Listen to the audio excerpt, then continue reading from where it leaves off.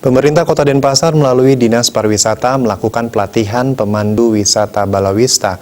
Pelatihan ini dilakukan selama 3 hari.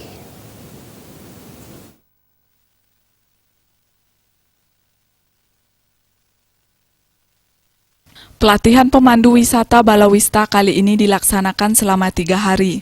Materi yang diberikan selama pelatihan lebih banyak pada praktik dan di hari ketiga dilakukan studi banding.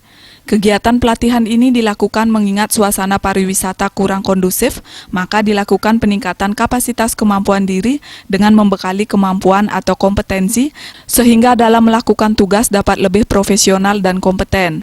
Kegiatan ini diharapkan dapat memotivasi pemandu wisata Balawista untuk menghadapi wisatawan yang nantinya datang ke Bali.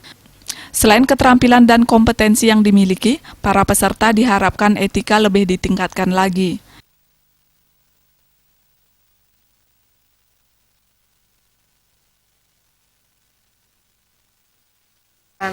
Materi yang akan disampaikan itu lebih banyak kepada prakteknya, jadi teori sedikit tapi praktek banyak di lapangan, dan hari ketiga kita akan studi banding.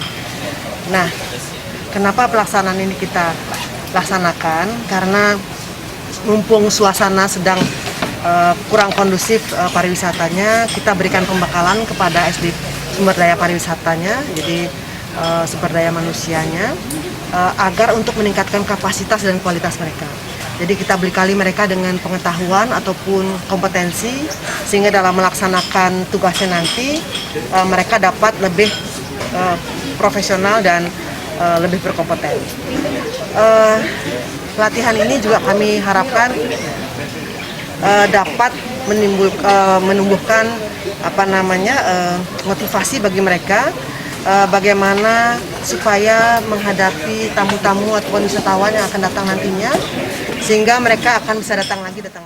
Akhir 23 Oktober 2020, di mana setiap harinya akan berlangsung. Total Balawista yang ada di Kota Denpasar saat ini lebih dari 100, namun mengingat keterbatasan dana, Dinas Pariwisata hanya menyasar 40 saja. Mereka yang mengikuti pelatihan diharapkan dapat menularkan pada teman-temannya, dan tahun depan diharapkan ada pelatihan serupa sehingga dapat menyasar lebih banyak lagi. Agung Ria, Bali TV.